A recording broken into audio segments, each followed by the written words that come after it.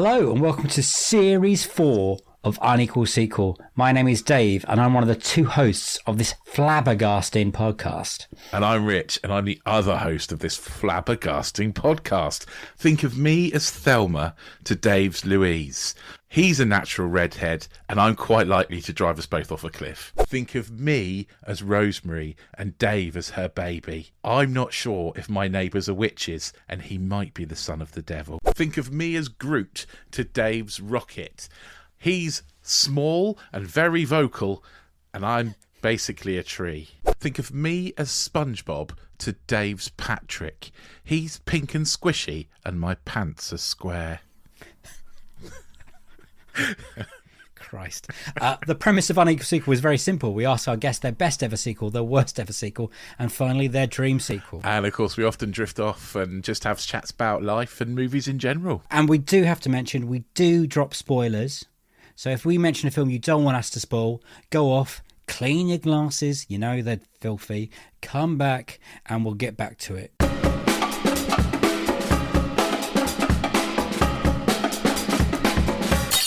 First sequel you got excited about? Oh yeah, Terminator 2, isn't it? Well, do you know, I wasn't Home Alone 2 or Terminator 2 for sure, but I wasn't excited about, like, no one was eagerly. I don't feel like anyone was eagerly anticipating the sequel to Terminator, because I actually watched Terminator 2 before I watched Terminator 1. Yeah, me too. And Terminator 2 is obviously just brilliant, but Home Alone 2 I vividly remember. Like I remember being really excited about, and my mum had just been to New York the Christmas it was out, so that was like, oh wow, you've actually been to where it's going to be. And when it came out, like Home Alone 2 as well, it's such a good film. It's so good. It's so fair. I watch it every Christmas. That and Muppets Christmas Carol. Brilliant. You're right. How old were you there? Was that 93? I was probably 10 years old. So I think that's the perfect age to consume Home Alone 2. Alone. At that point, did you dream about being home alone, left in New York? No, it's absolutely terrifying, isn't it? When you watch it back, it's actually really, Home Alone and Home Alone 2 are quite frightening films. The jeopardy in it, when you really think about it, is absolutely terrifying. And it's weird when you watch it back in that kind of pre-internet age and you just go, wow, you've really probably got no way of communicating. Although they ring the home phone, they try and ring the home phone, they cut the line. Yeah. Why don't they ring the line? Yeah. I suddenly thought, have we just discovered a massive plot flaw? No. Well, in the first one, they try to ring the house, the police do, and he hides under the bed. Oh, the police go round, don't they? Yeah. They don't try very hard, though, do they? They just, like, knock on the door once and then go away. Like, you know, it's like... Don't sod this. Yeah. So we just knock on the door. He's not there. Leave. We've done our job. Would you say Home Alone 2 is better than Home Alone 1? I think it's one of those cases of a sequel being better than the original. Yes, Chris. Well, I think the ingredients you look. I was thinking about this. Like the ingredients you look for in a sequel is that you want the more of the same but better. You want all the same. I think you want a lot of the same beats, but you want real character development, more jeopardy, bigger bangs, more explosions. And I've never Donald got Trump. into the Donald Trump. We're actually, my wife was talking about like going to New York. Well, I've been trying to get her to go to New York for Christmas, and I was saying like, should we have a look at the Plaza? Should we want to stay in the Plaza? Like, what's the Plaza? So it's like the number one Christmas hotel in the world, and then like you look at it and you're like, it doesn't actually look that festive in real life.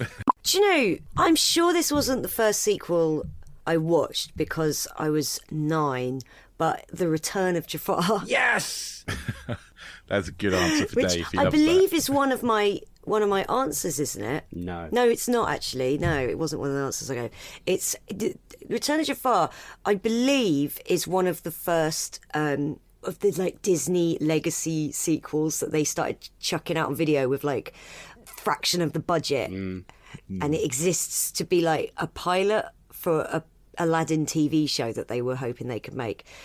But as a 9-year-old, I had absolutely, like, I was watching it and I had absolutely no idea that this was bad and that the animation was not as good as Aladdin, and that the script had obviously had less drafts, and that I didn't even recognise, like, that's a different guy playing the genie. Yeah. Did you pre-order it like me? No, it was it was in Tesco. I remember really well. It came out just after my 9th birthday, and I was in Tesco, and I said, "Oh, can I have that with my birthday money?" And my mum was like, "Sure." And then she had to endure that film being on all the time, because my brother at the time would have been like 6.5. So the two of us just like, let's watch The Return of Jafar again. We didn't have any Disney films on VHS. Yeah. That was our one that we owned. So we'd seen others through other people, but that was the only Disney film we had. So we thought it was the best one. But the first one I remember getting excited about was the Matrix sequel. Oh, okay. Wow. I was so looking forward to it, and then I've never been so disappointed. Oh my God. I think it's a running theme there. I remember going to the cinema. I was so, oh God. Sorry, I'm just being transported back. God, it was tragic. This is what we do. Oh, awful. How old were you, if you don't mind asking? At that I point? think I was at uni. I think I was about 19, 18, 19, something like that. Right. Yeah. And you seen The Matrix in '99 and it blew you away, did it? Or... Blew me away. I was like, what an incredible film. It's the best thing I've ever seen. And then the sequel, so excited. The sequel was just like some sort of S&M costumed ripoff. And then it seemed like every plot hole, someone would go, oh, wait, if we open this door to another realm, that'll get us to the next bit of the plot. Where I guess there was that in the first film, you just didn't really notice it because it was much better writing and everything. And it was sad. They basically took everything that everyone liked from the first film and went, oh, we're going to do none of that. Yeah. Almost on so purpose. Upsetting. And do you remember there was that silly bit where Monica Bellucci goes, oh, you can have the answer if you kiss me. And you're going, what is this? What, are we watching some kind of teenage soap? What's happening? I hate that whole scene. So stupid. The Frenchman. Yeah. No. Haven't seen any of the other sequels since. So you said you were well, that's not a bad thing. Okay, we have to go into that in a minute. So the first showing you went to, was it an early showing or did you drag friends to go and see it? I went with some friends. I can't even remember who I went with. I went with some uni friends. Actually, no, I think I do. I think I went with my friend Lisa Campbell, and I don't remember who else. Yeah. And it was very upsetting. Was Lisa excited? I can't remember. For it All as well? I remember is my own pain and disappointment. And you've never seen any of the sequels? No. Following ones? So you've never closed out the trilogy? No, it was too much for me. I was too distraught by the second one. It's quite a good film still, like Escape. Oh, is it though, Matt? I love it. I think I've seen it. I've seen Escape from New York. I don't think I've seen Escape The first from LA. one's such a classic. Like, it's pure cult favourite John Carpenter. And then it's got to the second one, like you said, 10 years later, and the budget does not look good on film. Like, isn't it does a bit of surfing again or something in the second one? Yeah, it's original sort of CGI surfing, whereby I think there's a tsunami and there's a car chase, but because he hasn't got a car, they jump on surfboards and ride the tsunami after the car. I mean, I know what you're saying. You know, whether it's as good as the original or whatever, it certainly isn't. No. But I love Escape from LA, and I think we'll establish over the rest of this episode what terrible taste I've got in movies generally. But I remember once going to Comic-Con in Manchester, and I was in the queue, and everybody was like cosplaying and stuff. And but basically, everybody was sort of like really Harry Potter-fied at the time, so everybody was like, all right, yeah, like Harry or Voldemort or whatever in the queue. Apart from this one guy behind me who was like Snake Plissken, this character from Escape from New York, if you don't know. But he was Snake Plissken, and one of the famous lines out of Escape from New York is "I thought you were dead." Everybody says that to Snake Plissken as he appears on screen and meets a new character. So I turned to this fella and said, I thought you were dead. Thinking, I know you are. I get the reference. So I said, I thought you were dead. And it's clear he didn't have the faintest idea what I was talking about. Oh, God. Oh, no. Did you have to explain your own reference to him? Well, in retrospect, I think it was just a fellow with an eye patch. Fuck.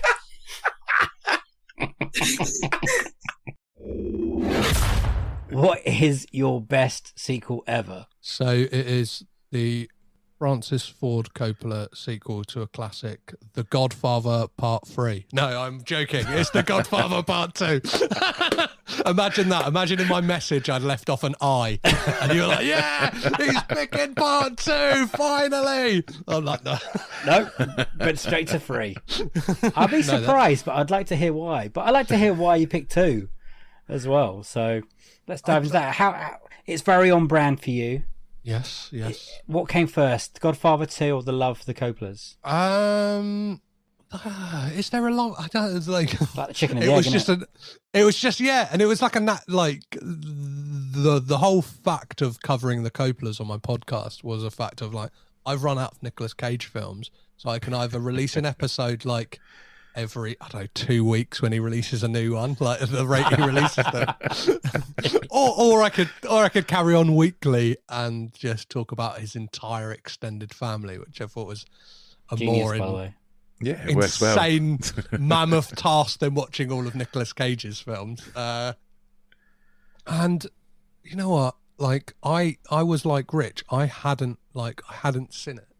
Like wow. When I first started talking about the Coppola, I've admitted that on my podcast. Like, so I'm not outing myself. And I saw it when the 50th anniversary for the first one. Cinema chains were doing screenings of all 3 of them. So like on separate, like or on a weekly basis. And I went to the cinema to see it, and it just blew me away. With like within a week, I'd watched it again. Like I was just kind of like, oh, this is how you do a sequel. Like it's not just a sequel. It's a prequel. It's like it expands on what and it's almost like going, oh, here's a template for this. I don't know. Look into capitalization and greed and like the kind of like, do you know what I mean, like how horrible America is and like became, and obviously it's a film that's like still so resonant today, like we kind of these people rising up, and I just think that juxtaposition between those two like timelines is just amazing, and I think it's I don't know, it's better than part 1. It's I don't know, part 1 is more enjoyable. Part 2 is a better film. I think. I understand. I think like some people find the juxtaposition of the 2 stories really hard to follow, and some people absolutely get it, and it's like it makes the film better. I think I probably prefer part 1 personally. I probably that's probably controversial because I think most people prefer part 2. I mean, they're both really good films, aren't they? They are. So. Yeah. I mean, and to be honest, you could just have one running into 2, couldn't you? Really, you know, it could almost be like, they're very, very on a level. I actually own. I bought it on VHS. There was in the 90s. It's the only way you can own it. They released a chronological cut of all 3 films, and there's like scenes, like deleted scenes added back in and stuff like that. So it's called like The Godfather Saga, isn't it? 1901 to 1980. Like you can't get it on any other format, because Coppola has kind of said like actually really didn't like that cut, right? Like of doing it like that, because it starts with all of the Vito in Sicily stuff as a kid. Oh, he's cut it like that.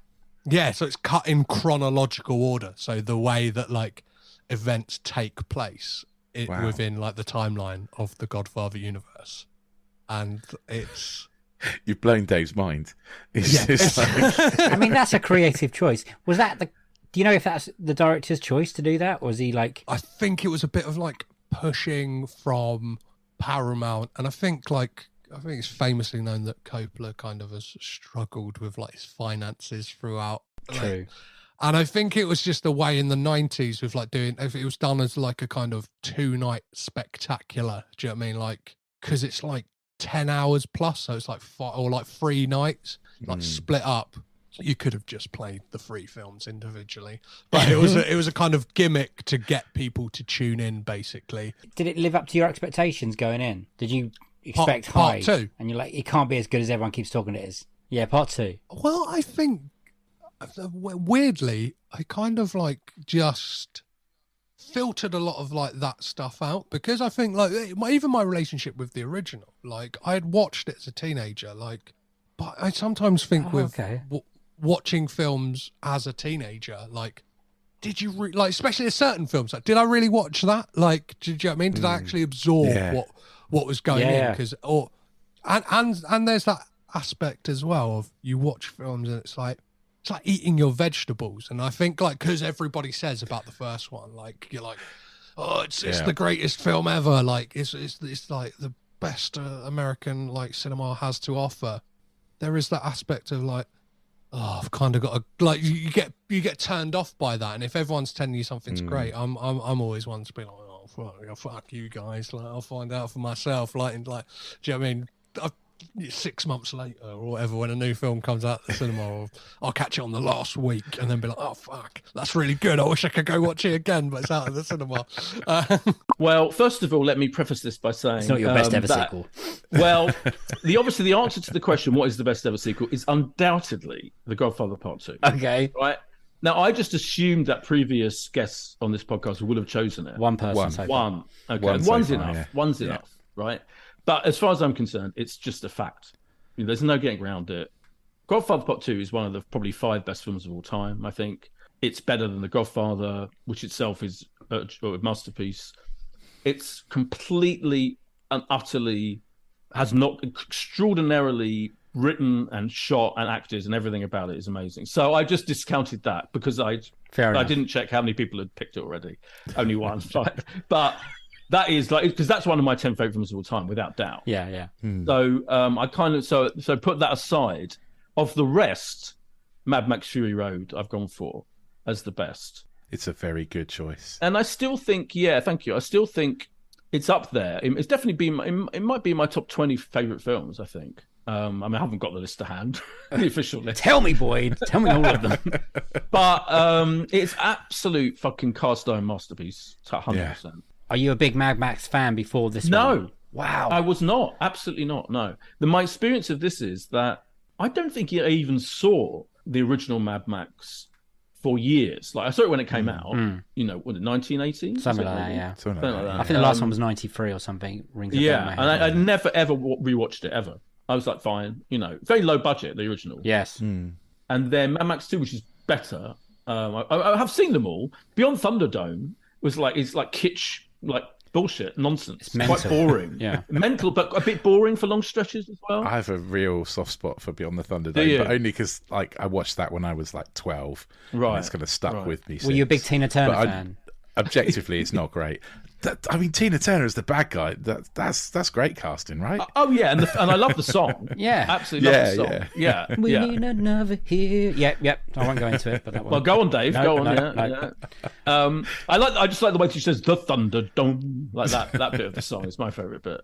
But the film itself, I would never rewatch. I would never rewatch any of the original films. Okay. Then along came Fury Road, and I got to see Fury Road. So this.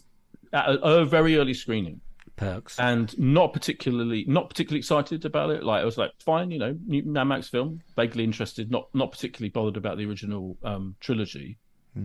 But I went to see a really early screening at Warner Brothers in Theobald's Road in the West End, and quite small. I think there's probably only like 5 people there. They do these Warner's quite frequent. I mean, all film companies do these early screenings to get a taste of what critics are going to say about it in advance. So you go and see it on the proviso, basically, you have to agree you're going to give them your feedback within about a day. You know, that's why they're screening it for a handful of people in advance, way in advance, to see what the gist is of what the response is going to be. So that was the situation. Heavily embargoed, you know, couldn't tell anyone I'd seen it, and I was absolutely bowled over by it instantly. And within 5 minutes, I was like, "This is a fucking wild." The whole film is absolutely insane.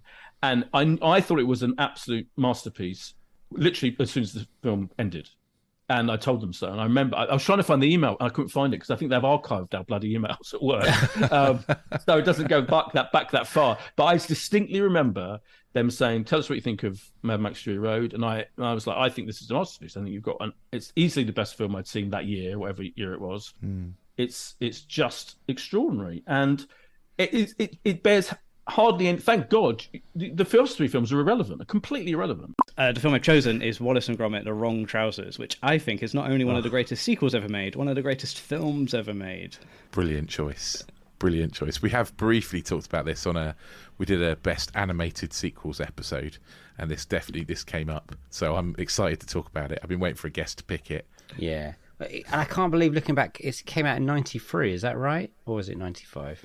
No, it was early 90s. The first one. Yeah, I thought it was much later than this, but yeah, I was obsessed by Wallace and Gromit when it came out. Reminds me of my nan, weirdly. Why do you love it so much? Where were you in your life? I guess you're even younger than me.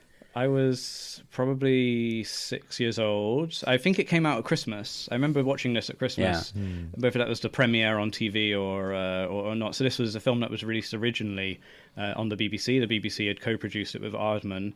So a TV movie. Again, I don't know if that's breaking the rules of the pod. It didn't get a cinema release, allowed. but it did win an Oscar.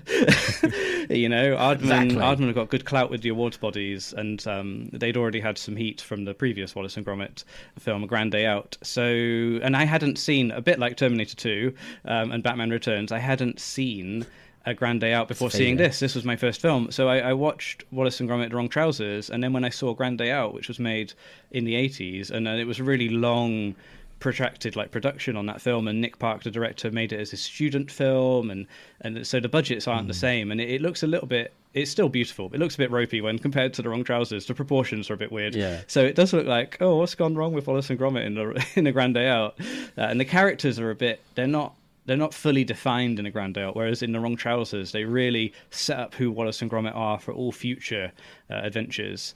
I think I don't know, Wallace is, it's just really different in A Grand Day Out than what he is in Wrong Trousers. But that's the joy of a sequel, you get to develop the characters. So yeah, I just remember it being magical, that this amazing plasticine animation was unlike anything I'd seen at that point. I guess kids' films for me were hand-drawn animations. It was before CGI probably when I was watching a lot of my kids' films, but to see this 3D moving sort of model, it just felt like magic. And I think at the time there was probably a lot of talk about how they made it, and sort of just that fascination with the models, and they're basically toys that they've brought to life. So all of that stuff. And I grew up in Bristol, which is the home of Aardman, the studio who made this film, and I think oh wow, stuff's made in the town I live in, it's not all made in Hollywood or London or whatever. That was quite exciting as well. And I could see the Aardman building from it was on my way into town. It's a 10-minute walk away from my parents' house. So it was sort of nice. I know exactly where that is. That's brilliant. That's fantastic. I completely agree with you. I think it's an amazing film, and the fact that it basically has one actor. I think obviously all the the animated characters have personality, but there's only one voice actor in it. There's only Peter Sallis, isn't there? There's Wallace, and then nobody. How Gromit can have such an impact without saying a word. It's brilliant. It's really well done. The most expressive eyebrows in cinema, I think. Yeah, dog. It's magic. I love the fact that you can see people's fingerprints in them, and in the it really kind of makes it more real. I love it. No, definitely. It's a great choice. I don't know if they're not forgotten, these films, but because they were made for TV movies, they're not sort of in the same bracket, I guess, as a lot of other films. You don't, and because it's a short film as well, it's only 20 minutes long. Sometimes short films that are shorts, they don't get the same sort of preservation or prestige or sort of half-life that a feature film does. Even browsing a video store, there's very few short films available to buy, and with the Wallace and Gromit films, they're all collected onto one disc. There's 3 or 4 short films now, but it isn't you can go and pick up a copy of The Wrong Trousers easily in terms of a physical media thing, and very rarely screened at the cinema. But probably more people have seen it because it had that prime time, Christmas Eve or whatever slot on the BBC at a time where there were no streaming channels, and we were watching 4 channels at home. And it was a big deal. Respectable to sit down and watch a plasticine dog for 20 minutes, whether you were a grown up or a kid. Yeah. I've gone with RoboCop 2. I think of all the films I've watched the most, I've gone for basically all the picks of things I've watched the most. I've definitely watched RoboCop more than any other film. And RoboCop, the first one, hyper violent. Actually, the story of this is like, I can't remember. RoboCop felt like a thing that was marketed to kids. So I was like 10 years old at the time. I definitely had a RoboCop action figure before I'd seen RoboCop. I was really into the idea of RoboCop. And I remember being at a service station with my mum's sister, my aunt, and my godmother. And there was like a RoboCop. And I was like, oh, I haven't seen RoboCop. And she went, oh, I'll get it for you. It was on VHS, like in a service station. That's going to be obviously prime it's got price. a whopping grade 18 certificate on it. And she bought it for me, brought it home. I took it in, and I was like, I remember going to my mum. Like, I knew this was like, I shouldn't be allowed this. And I remember saying to my mum, look, I've got RoboCop, and she like didn't really pay any attention. And then I went off to my room and watched it, and holy cow! Like I said, I was like 10 years old. People doing cocaine, the blood, like the guts, the shot. It's so hyper violent. Yeah. It took into like watching it for years and years and growing up that you eventually begin to understand what it is you're watching and the references, and that is intentionally hyper violent. But the violence of RoboCop, I think, is superseded by the violence of RoboCop 2. And I remember seeing I probably saw RoboCop 2 when I was like 13, something like that, and it just kind of blew me away. It did everything that the first film did, but like as we just discussed with like Home Alone 2. It was even more extreme. Like I still think about that vivisection scene. There's a corrupt cop, Duffy, later in the scene, who is kind of betrayed by the bad guys, and he is cut open, like vivisected, and you actually see the scalpel going in. And this is done in front of one of the main baddies is a child. Yeah. Like so much of this is like absolutely mind blowing. Yeah. And it just really so much of it is shocking and memorable. And I think it did, and also the way that kind of RoboCop gets destroyed, gets his hand shot off, and the storyline with Murphy's wife petitioning OCP is so much more kind of heartrending and violent and interesting. I think it tells a better story. RoboCop 2, man. Yeah. I mean, I watched it at like 8 o'clock in the morning, which is a weird time to watch RoboCop 2. Have you ever seen it? Had you ever seen it before? I had seen it before, but probably similar age to you, about 11 or 12 kind of age. I remember watching RoboCop with like a babysitter. Like my mum had gone out and left us with a babysitter, and they'd put RoboCop on, and we're like 8 or 9 years old, and gone, I don't think I'm old enough for this. What? But loving it all the same. And then RoboCop 2 I'd definitely seen, but not for a long time. Did it stand up? Yeah, sort of. But I find it kind of weird that they're still using the stop motion animation in the same year that Terminator 2 is released with like a liquid metal like robot. Like, but that's Phil Tippett like animation. Yeah, I know, I get it. Like, I understand, but it just feels like it's 10 years older than Terminator 2 in my that's what it feels like in my head. But yeah, it's still great. Specifically, Ed 209. Yeah, like and the most comedic baddie I think of it that's ever existed. The baddie in RoboCop 2 is like it's like nightmare fuel. Like it's like that wasn't a good idea on their behalf, though. Was it? Like as a plot, we're going to put a psychopath into a machine that can kill everyone. I don't understand how they thought that was a good idea. Like, you can't control it. It's because Kane is the main he's the main bad guy, right? Like, what? This is the thing about OCP and Dick Jones. They are making some of the most insane decisions. Like, they're putting the main, but like also the now I think about the scene early on where the OCP, they're like, I don't know why. The thing about OCP is like, they're always trying to get something better than RoboCop when RoboCop is doing like a great job. So you come like Ed 209 in the first film absolutely kills everyone, and in the second one, they're getting what seemed like a string of kind of legally dead police. Don't they arrive that the problem with RoboCop was that he wasn't quite dead, and they need someone whose brain is completely dead in order to be able to make a better RoboCop. I mean, not that RoboCop's that bad. I think he's doing a great job.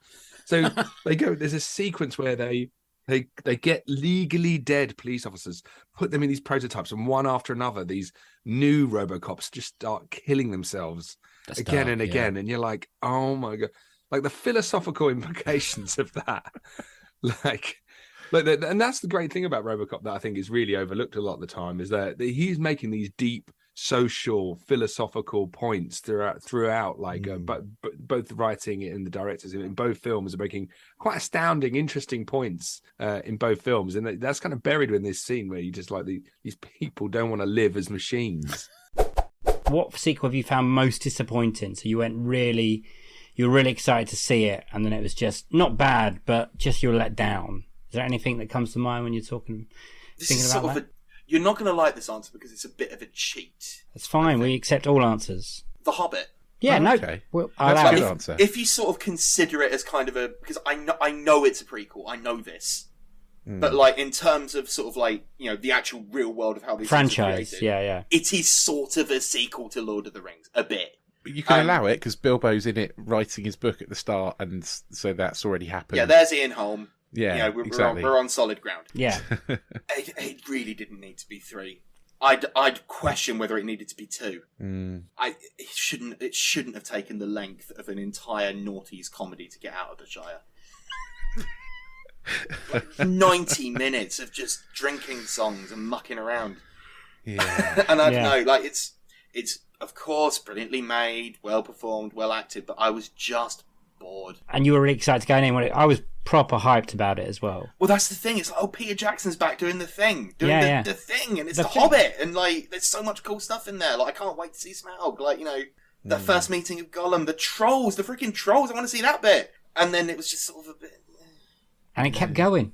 And it just kept going. And then they did the extended cuts. That's the thing. I think the biggest problem that I had with it ultimately was that the cinematic releases, the theatrical release, already felt like the extended cuts, and so like it didn't. Unlike with Lord of the Rings, I mean, I'm an absolute extended cut purist. Like, I haven't seen the theatrical cut of Lord of the Rings for many a year, but with this one, it felt like an obligation rather than a treat. Yeah, we only watched them extended because we're in COVID. Yeah, me and the that wife. was time. Yeah. I was like, well, we've got no else to watch. You can't say no to these films. This talking to my wife. Eventually, I got her to watch Lord of the Rings, which she liked, and then I got to watch The Hobbits. She didn't like, and then the other day, she's a school teacher, and she was talking about books that she could read to the children, the class that they could study, kind of thing. And I was like, how about The Hobbit? She's like, I haven't got time to do that, a book that big. I was like, no, The Hobbit is like wafer thin. But she's like, the films are like 3 films. I was like, yeah, they added so much that they had to add. You could read it in a day. It's so, and it's boom, boom, boom. It's amazing. It would make an amazing just one film. Especially when Del Toro was meant to do it as well. Oh. Yeah, I saw it at the cinema really late on. So not when it first came out. And it was just me and one other guy in the cinema watching it. And about 20 minutes into it, he jumped out of his seat, sprinted out of the cinema and didn't come back. Can't blame him. So now all I think about is that guy and where he was going and what happened. I don't care about the movie, that's lost. Because I think the sprint makes it sound more urgent. Like, if he was just walking out, he would have walked. No, he properly ran out. If I had a guess, diarrhea. I think that's fair. There was one that I actually can't remember seeing it, but I remember really enjoying the first Triple X film. Okay, Dave hates Triple X films. That's why he's put his face in his hand. Why did you like the first Triple X? I think the first one's all right. I think Vin Diesel is not a freeboarding bicycle maniac. He can barely walk. Yeah, this is true. I don't know why I liked it. It was just simple. I don't know how old I was at the time, but it's just a simple. It's just guns and it's like James Bond, but for teenagers. I think you must have been absolutely the right age for this when it came out. Oh yeah. And then obviously everything after that. I mean, you would never like Triple X, but after that, it dropped off a cliff. Ice Cube was in the second. State of the Union, it was called. Samuel Jackson still came back for it. Who was the bad? William Dafoe, I think, was the bad guy. Oh, really? See, this is why we've got Dave, because he's the encyclopedia. Because I think Triple X 2 is better than Triple X 1 or 3, mainly because it doesn't have Vin Diesel in it. And I don't got anything against Vin Diesel. It's just I don't think he should be like this Triple X sports star. I don't believe it. First one, I used to work in a bowling alley, and were giving out free tickets to Triple X to whoever can get 3 strikes in a row, like a turkey it was called. And it took me ages to do that, to get free tickets, because I wasn't paying for it. So I didn't pay for Triple X. Fuck you, Vin Diesel. And it wasn't even worth it then. I just remember coming out going, that was just a puddle of shit. Dave, we're not getting Vin Diesel on the podcast now, are we, mate? No, but I like Fast and Furious, great. Pitch Black, that's a good film. The Knockaround Guys, that's a good Vin Diesel film. I Am Groot, he's brilliant at that. Nailed that line. But yeah, it took me years to watch the second one, and I think when we were in the lockdown, me and the wife just watched loads of franchises. We just day after day of watching loads of films. We're like, okay, we did the Twilights, and that was bad, and then we went to the Triple X's, and I was like, oh, this is not good, because she likes Vin Diesel. Probably why I hate him so much. I hate him, his films. A personal vendetta against Vin Diesel. The third one with Neymar's in it. I don't think I could ever get past what they did with the Matrix movies. I just think that first film is just everything, and the rest are just nowhere near it. And everything was in place. There was clearly a need for it. There was a market for it. You've got the cast coming back. That's so important in a sequel. You've got when you're messing about with things like a Matrix, you can take it anywhere. You don't have to take it to the point where no one knows what's going on. You could have essentially done the same again, and it still would have been awesome. Well, they tried that, didn't they? In the new one. I haven't watched that. I haven't watched the new one. I can't bring myself.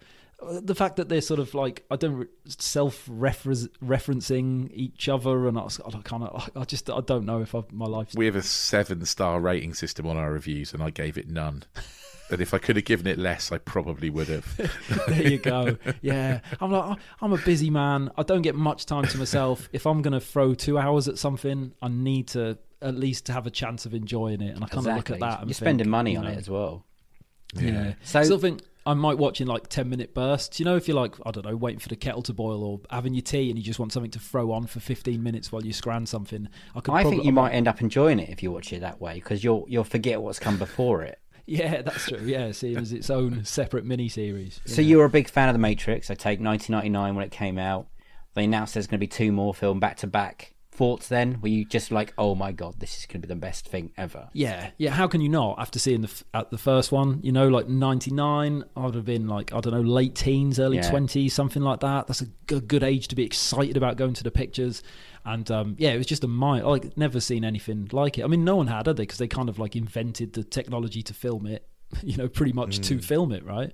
So it was just nothing that's ever been seen before. That bullet time stuff was just... Yeah, it's just so sick, isn't it? Yeah, and we're talking about those 80s films before, Arnie getting tooled up with loads of guns. It was like that, but flashier, and it just it has everything. I love Keanu through the 90s and stuff. That was he's sick. He's a good man, and it was just The Matrix just blew me away. Yeah, it was awesome.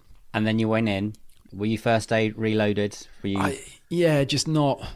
this is gonna be amazing. This is gonna be amazing. Yeah, and sometimes when you want something to be amazing, and because of all the effects and stuff, I think I might come out of it and go, oh yeah, that was really good. And then it's only afterwards when you think about it, you go, it really wasn't. I kind of got carried on the hype and the explosions and the noise and the experience of being in a cinema. Yeah. Kind of sometimes makes you kind of think that things are much better than they are, and it's only with reflection you go, actually that was really bad. I remember I got a memory on when did this happen? Was it when you got home, or was it when you watched it a second time? Sorry. Yeah, probably just in the days afterwards, the more I thought about it. It happened really recently with the latest Jurassic Park, except that I came out of it thinking that was really bad, and over the next few days it dawned on me how bad it actually was. And it almost took me to a point of depression, really, because I was I can't believe how bad they've made this. Locusts. It's so much worse than I thought. let's go on to the worst, because this is the one we've all been waiting for, I think. Oh, yes. What is the worst sequel you've ever seen? Basic Instinct 2. Such a good choice. It's so bad. I'm glad you approve. And are you happy that I made you watch it? Had you seen it before? I'd seen it before. Yeah. I'd blocked it from my memory clearly because I couldn't remember it. I watched it and I was like, have I seen this? But I definitely had. It's awful. It's made for TV awful, if not even that good. Made for TV in the 90s maybe. It doesn't feel like a film that was released out in 2006. No. It feels much earlier than that. I had the pleasure of seeing this once before as well, and I thought it was awful then. And then we tried to find copies to watch, and Rich couldn't find it anywhere. I had to buy it on eBay. In the UK, they don't want you to see this film. Which makes it all the more of a great choice, doesn't it? Because it's like the film they try to erase from existence because it's so bad. Bad. Seek out your cheeky little DVD copy. But yeah, it's just, I mean, it was the sequel that no one asked for, because a film like Basic Instinct does not need a sequel. I'm certainly not saying Basic Instinct is the best film in the world, far from it. But it was successful. It had a certain, tone and atmosphere which was consistent. Sharon Stone was tremendous in it. It became a bit of a cult watch, even if it was sometimes, whether or not it was meant to be a spoof in parts, it was hard to tell, but it certainly had that kind of erotic 90s thriller energy, quite of which its was time, much imitated. And that's the trouble, partly that it was of its time. And then also, you had too long of a gap between, the sequel and people trying to sort of figure out, how could we possibly replicate this? But also trying to, after having a perfectly good ambiguous ending, then trying to kind of elaborate on that by having Catherine Tremell come to London, which, much as I love London and I live here, seems like a bit of a come down in a way. And it sort of seems to symbolise the move, the downward trend in this series, and I'm really sad that this is co-written by the writer of Desperately Seeking Susan, because that is one of the best films that I've ever seen, and we celebrate that a lot on Girls on Film. But she's a co-writer for this, and I'm not going to blame her. I'm not going to blame the director, because he'd spoken out about. He knew it was going to be appalling from the word go. He's as good as said that he knew it was a disaster on set. So he just needed money, didn't he? He just wanted, and it was he needed a job. Neil Morrissey, not the greatest choice for this. I love that. David Morrissey. Neil Morrissey. I always get those two wrong. Neil Morrissey would have been better, right? Neil Morrissey would have been amazing. He'd have been. I mean, the cast is really good, right? David Morrissey, Basic Men Behaving Badly. You say the cast's really good, Dave. It's sort of on a downward slope, isn't it? You've got Sharon Stone, good. Yeah, David Morrissey, okay. David Thewlis, very good. Even like some of the supporting cast, like Neil Maskell, very Neil Maskell, good. Yeah. And then Stan Collymore, like really? Oh, that is a surprise.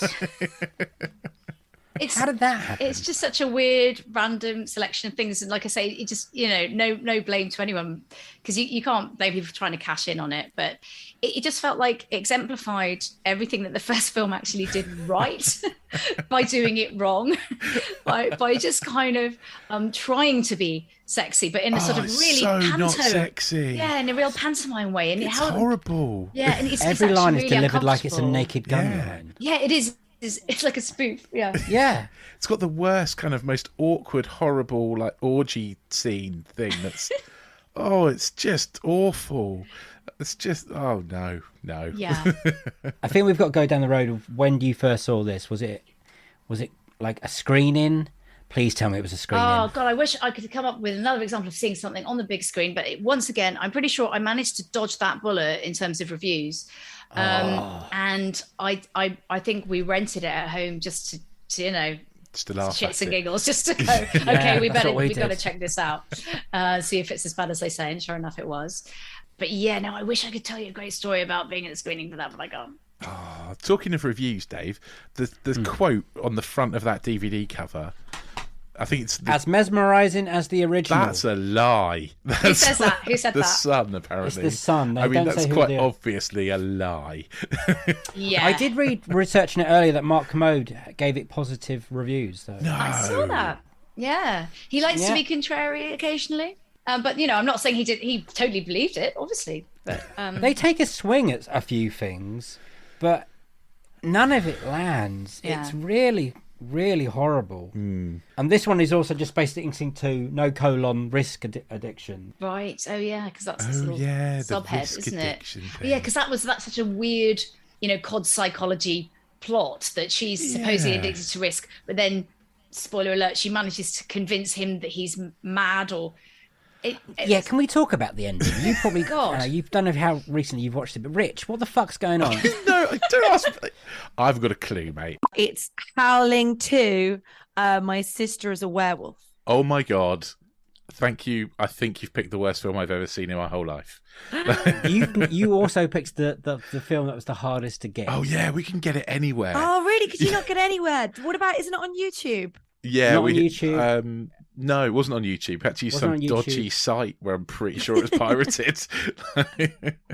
You could buy it on Blu-ray from Amazon for like 50 quid. And I was like, I'm not doing that. I want to know how this came into your life. Shamefully, it's a film that I've seen more than once. Wow.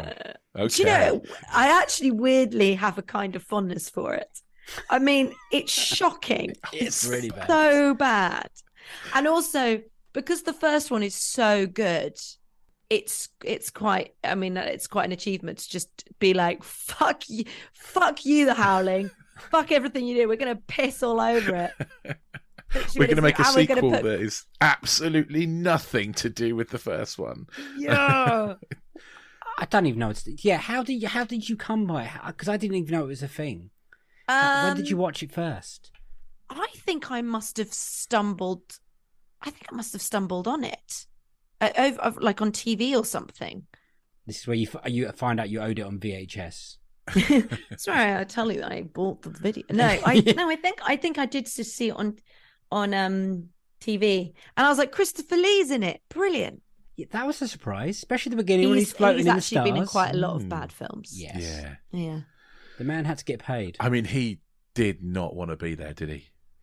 I mean, you can see at the point of this, he just gets annoyed with the bad acting and walks off. Like It's there's so more bad. than one scene where it's just like, oh, I'm done with you. The best bit is I can't remember the exact quote, but it's something where he goes, he's going because spoilers from the first one, the lady from the first film is in a coffin, she's dying, and so he turns up and dying, she's dead, what am I talking about? And Christopher Lee God. That'd be a very different film. Turns up and he's like, I have to kill her because she's going to turn into a werewolf. So he's kind of waiting by the gravesite, and the brother of the dead woman says, hey, what are you doing here? He goes, I have to tell you that I'm afraid your sister is a werewolf. And he's like, God damn it, that's my sister you're talking about. I was like, this is brilliant dialogue. Yes. Oh god, it's so bad. So good. No, I was going to say also, because it's got these kind of sexual werewolf scenes that are quite long. Really disturbing. Really disturbing. But the reason why if you watch it, they kind of like gently paw at each other. They don't really touch each other, and it's because the fur that they had stuck on them was really bad, so it came off really easily, so they had to try and not touch each other.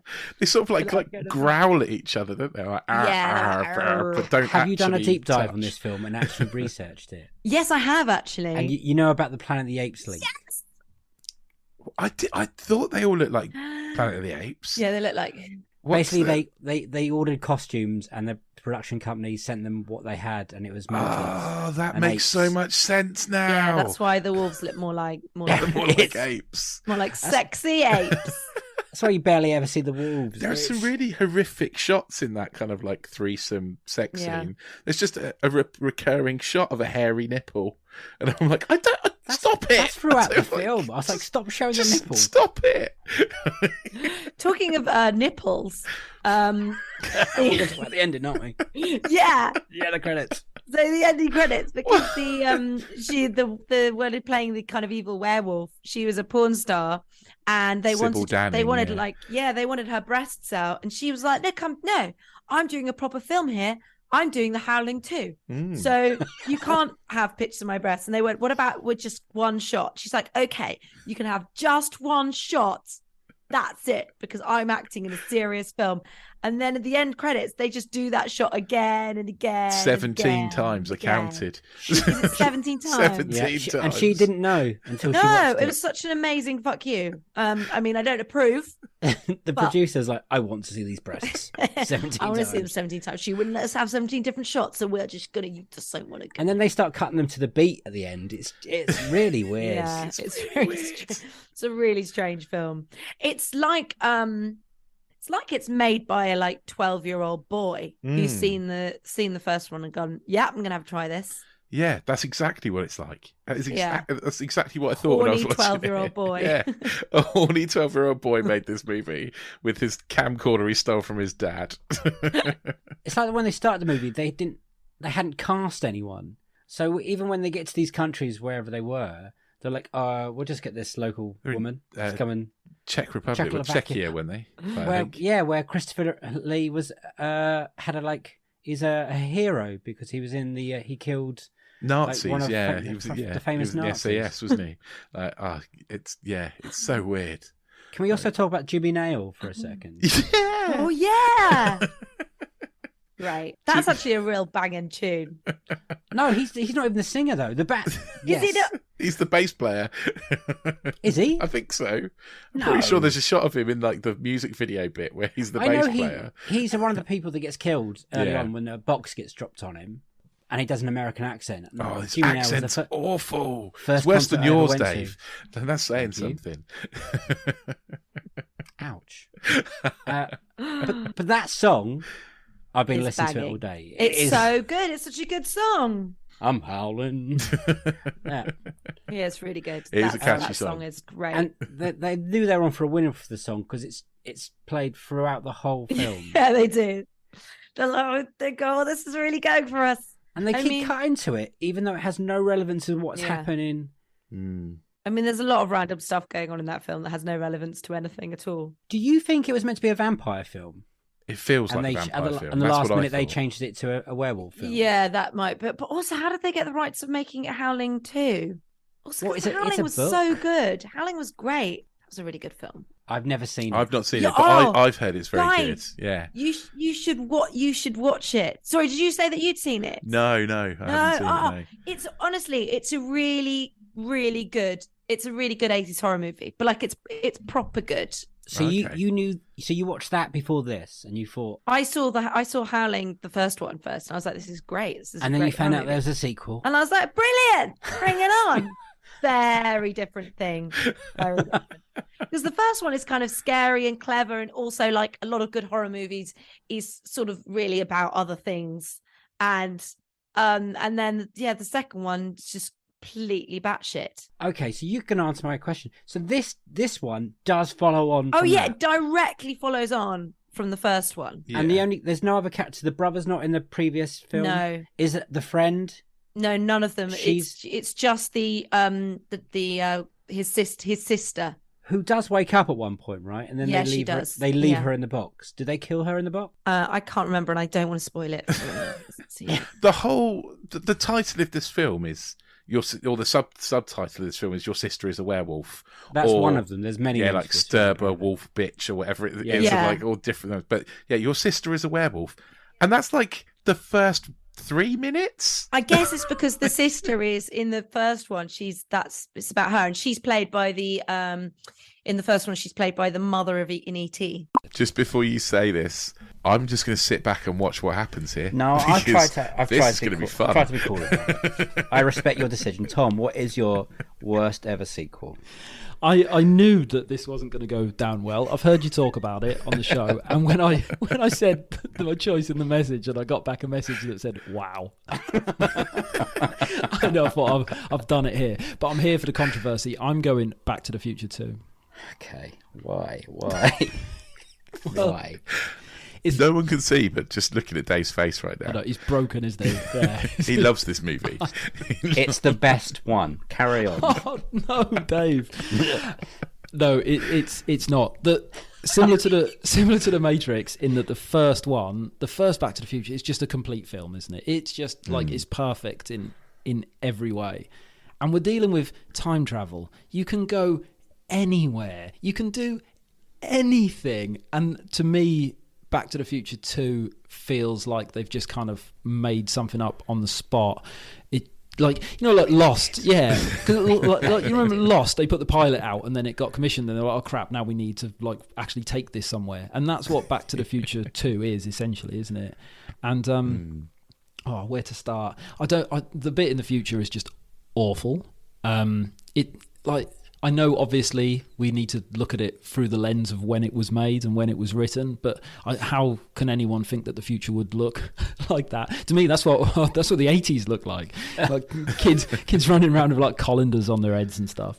It's just not, I'm not having it. It's really overacted. It reminded me of when I was in school and you'd kind of get a brief for your GCSE drama, and everyone would like try and cram as much everything into every scene because we're really like pretentious teenagers, and that's kind of how I feel about all the stuff that goes in the future. It's really overacted. I don't like Michael J. Fox playing his own kids. It's just awful. He's really hamming it up. I'm not taking it. And there's that element, isn't there, in all of the movies of people playing their past or future selves, but the bits in the future where he's playing his children are just really, really bad. That is bad. I'm going to agree with you on that one. Like the family scene where he's kind of playing the kids and stuff. That I feel like that too. Yeah.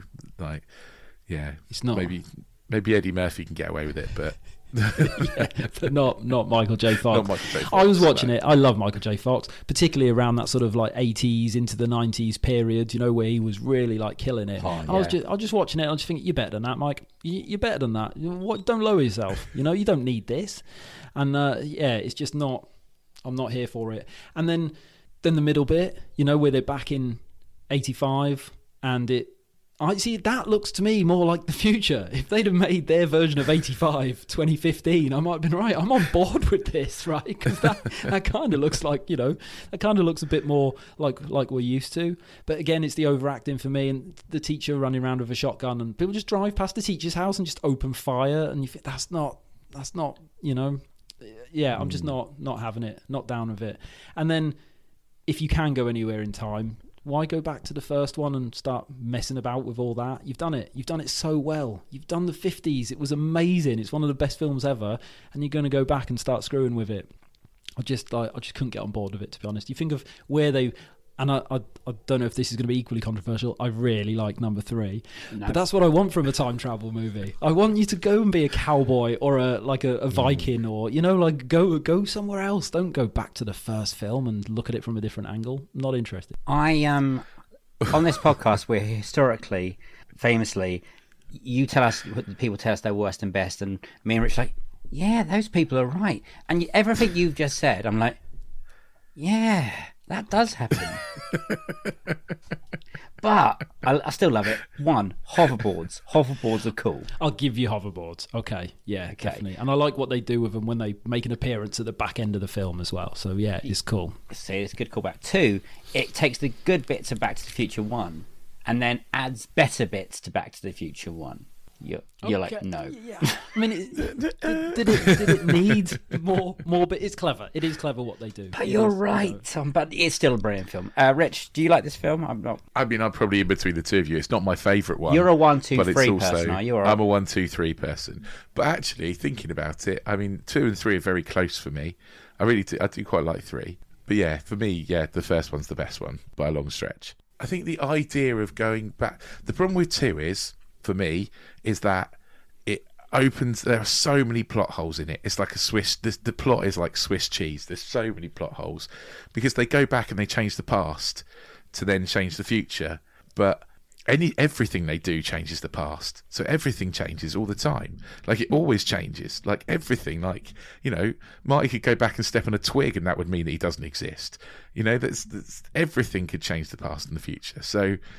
I don't know. It's a weird one. And does that mean there's more timelines? Do timelines exist? Do these just, do they self-correct somehow? How does this all work? How's the science work, Dave? Tell me. I need to know. We'll find out soon. I'm not a smart person. Tom, when did your love or hate for this franchise start? Was it you watched it Back to the Future early, and then you couldn't wait for the second one, and then it let you down? Because a lot of people our age love the second Back to the Future. Yeah, I don't really remember I'm trying to think about like my age around about that time. The first Back to the Future is one of them movies. It's a bit like a nursery rhyme in that I don't remember ever first hearing a nursery rhyme, and yet I was able to sing them to my kids without trying to have to relearn the lyrics. Right? It's just always, it's part of my DNA. It's just always been there. I've always known that film. That's how I see Back to the Future. So I don't really. It's just always been there, and I somewhere. Back to the Future 2 was more likely to be, like I mentioned at the start, being in the video shop and being like, oh my gosh, there's a second one. I need to watch it now. And then rushing home and being like, yeah, what is this? Where is... I've seen this film. Yeah, I have. Yeah, I've seen a better version of it. I just, like, you think at the end of Back to the Future 1 and the doc turns up and he says, it's your kid, Smarty. And you think like, oh my God, what is this? And then at the start of 2, you find out, oh yeah, his kid's like, he's going to be naughty and go to prison. Have you ever gone into a sequel and been surprised about it? So the first one or the first few were rubbish, but then it was better than you thought, basically. So maybe like an example is going from Half-Blood Prince to Deathly Hallows. You think, oh, that's better than I thought it was going to be. I'm giving this a lot of thought because thank you. My instinct is to say no. So I'm struggling to think of a sequel that I think. It can be anywhere in the franchise. So like a Fast and Furious or a Mission Impossibles are always quite good examples. I mean, Secret into Azkaban is a good one. That's a good one. That's a really good one. It is so... That's a jump. Obviously, Alfonso Cuarón got his hands on it. And everything then is just so visually distinct and so gothic. And, like, you know, everyone's acting to the fullest. So it's probably that. I mean, so I'm trying to think of sort of like, you know, the big franchises.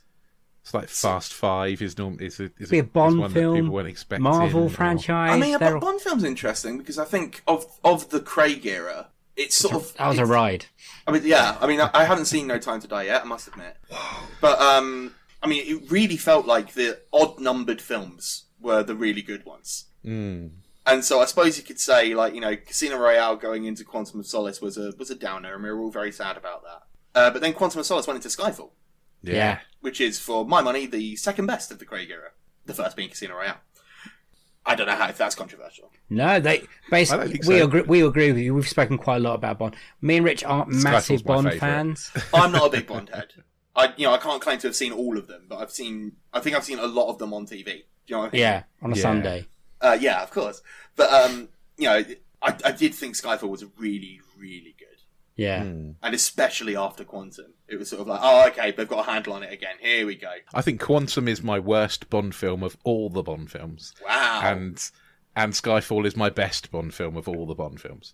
So it's all from the Craig era? Yeah, absolutely. Yeah. Wow, eh? Yeah. I'm not even a Lazenby among them. No, I've never... Lazenby, I didn't like that one, but people have started to think that's now a great Bond, and I can't get on that train. I think it's one of those things where I think just people like just to reclaim things. Yeah, You know how people sort of reclaim Batman and Robin? No. And it's like... They're like, no, it's a camp classic. It's a camp classic. No, it's dog dumps. It's it's terrible. It's Batman. really bad.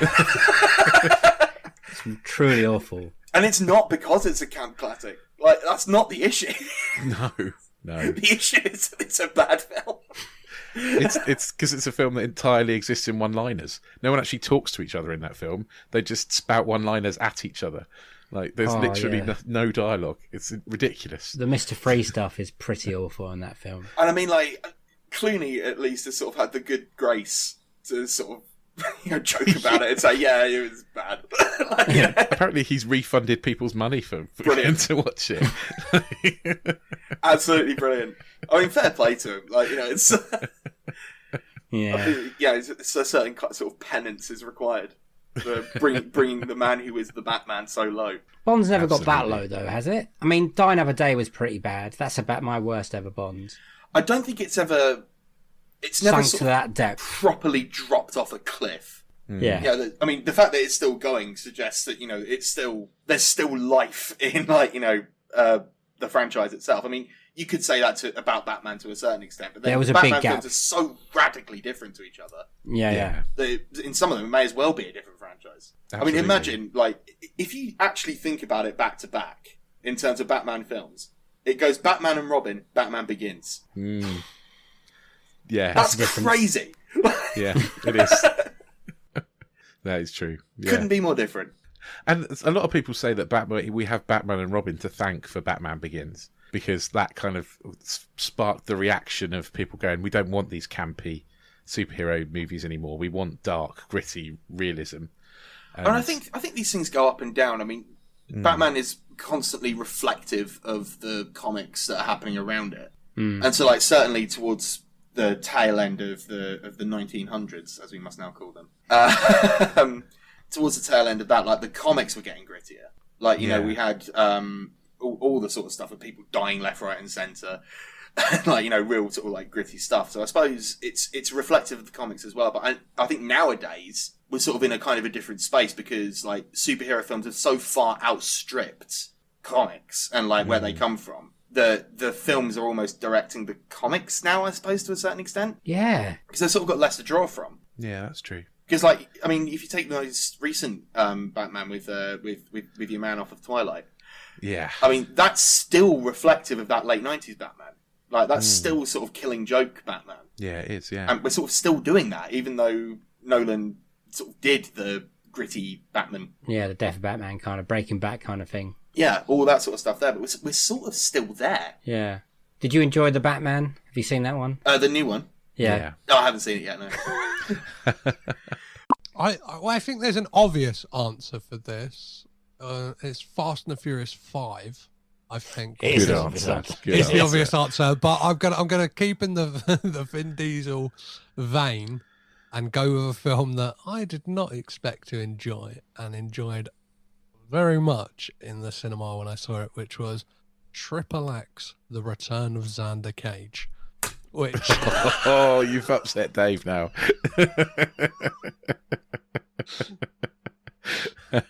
I think really enjoying this episode. I think I enjoyed it for all of the right reasons. That it is fucking mental. I think it was very no, I don't know. There's something maybe slightly ironic, but there was an aspect of it where it's is this film doing what it's doing? Do you know what I mean? You can see. I mean, I have to agree with you there. Yeah, you can see Vin Diesel throughout going do you know what would be a good moment in here? I'm just in a fur coat surrounded by a sea of women. It's really? Really? And I think the moment I lost my shit in the cinema when his motorbike all of a sudden turned into a jet ski across the water, and I was just I think this is a fact of I just had fun watching it. Not even that, it's not a good film. But sometimes even shit can be entertaining. So I think the fact that I expected to not be entertained at all, the fact that I came out being I'd find it. I had fun in the cinema. I love that you picked this movie because I know Dave hates it, and I'm just looking at his face. He's about to lose it. How can they cast Vin Diesel as an extreme sports star? He can't even run.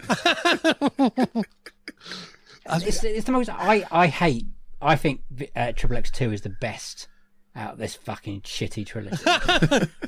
Yeah. And the point where Neymar turns up in the third one, honestly. Oh that, and there's the cast is stacked as well, right? You've got Tony Collette in there. Yeah. You've got what's his face from? You got the Hound from Games of Thrones. Sorry, Rory McCann. Yeah, you got who's the actor who played Ip Man and is in Rogue One? Yeah, I know who you mean. Now I feel bad for forgetting his name. He's in Rogue One and lots of other. So you've got Donnie Yen. Yeah, you got Donnie Yen in there. Do you know what I mean?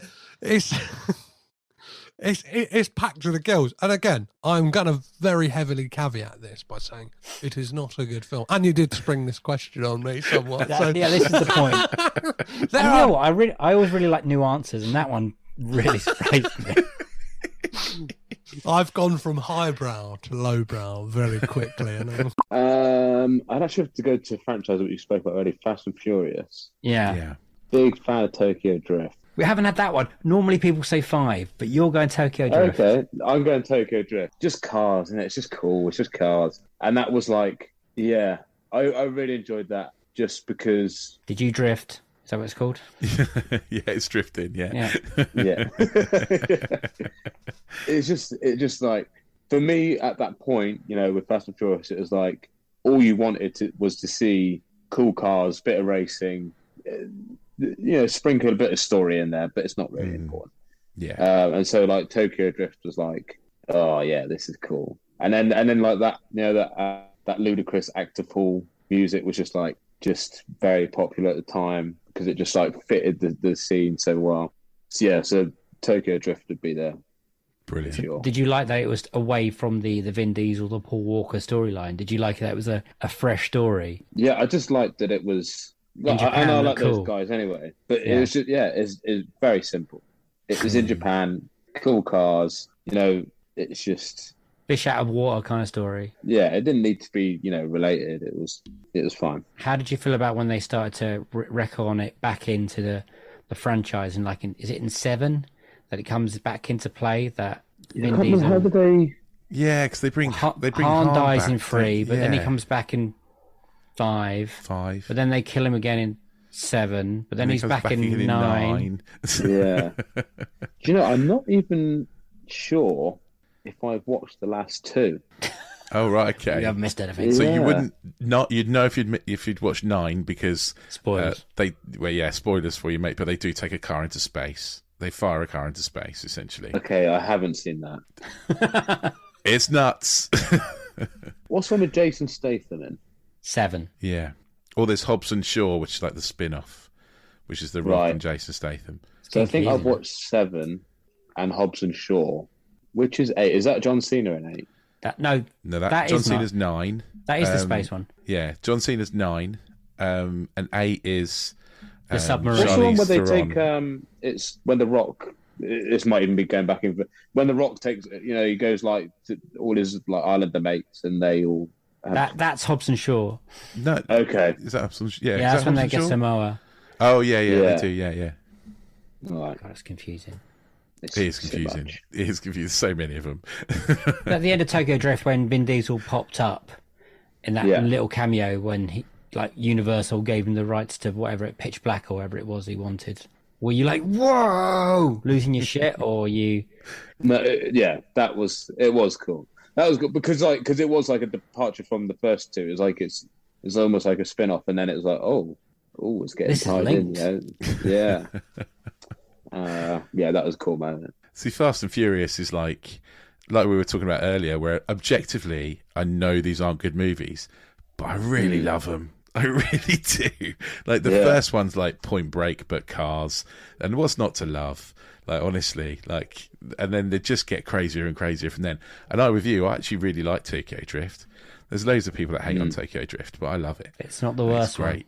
No, 2's the worst one. Too Fast, Too Furious is the worst one. That's a good question. It's the hard. I would say it's the hardest question on our. Yeah, we call this like the Fast and Furious question. Yeah, do you know what? I of course immediately didn't think of Fast and Furious, but then I was trying to avoid saying that. I'm massively trying to avoid saying that. I mean, I'm not. Mission Impossible 2 would. Yeah, you see, I didn't hate Mission Impossible 2.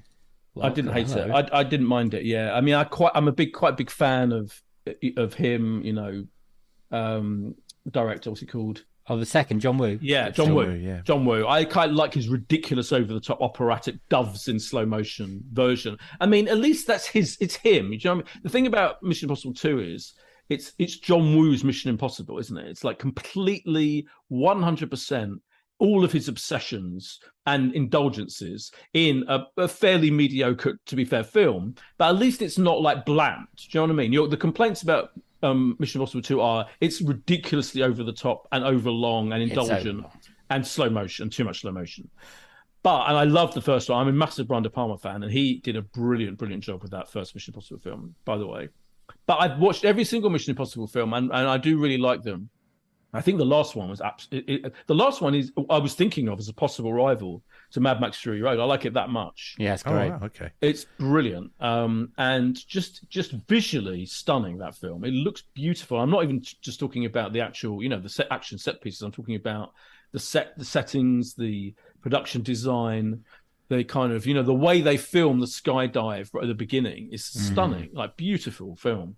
I remember seeing that at the IMAX, I think at the premiere, and just being completely loved that, instantly loved that. So, I think I like them all pretty much. I never think I've ever been that massively disappointed by a Mission Impossible. I haven't rewatched 2 for years, but when I saw it at the time, I remember I thought I did enjoy it. I know in retrospect it's like pretty much terrible. Yeah, if you got fond memories, I would say leave it. I have no plans to revisit it, I have to admit. And 3 and 4 I haven't rewatched for a while. I don't know how they really liked up. 3. 3's Philip Seymour Hoffman being the best. Really good, great. Yeah. Oh yeah, that was great. Yeah. All the there's also great unmaskings, aren't there? There's a lot of masking in that one. Yeah, I like the whole mask stuff, all that stuff. But the last one, absolutely phenomenal, and a really good example of a franchise that shows you can, with that much time, love, and effort put in to the script and the making and to coming up. They are really trying to outdo themselves all the time, aren't they? Yeah, like that team. Led by Tom Cruise himself. I feel like he's really good at corralling everyone into doing their best, and I think the last Mission Impossible film was easily the best so far. So I can't wait to see it. So that's not an answer to your question at all, is it? Because I never gave up. So it probably is bloody Fast and Furious. We've got to get a new question, Rich. Yeah, I'm trying to think what are other big franchises out there. Were you a fan? Are you a fan of Matrix? Yeah. Matrix. Did that bring you back to 4? Did you like the 4th one? Did you like the 3rd one? Did you like the 2nd one? I didn't mind the 2nd and the 3rd. The 2nd's got that incredible motorway freeway chase, isn't it? Yes. Which at least is that's incredible. The good bit of the second one. That's the good bit of the 2nd one. I don't remember much else about it, to be honest. There's not much else to remember, to be honest.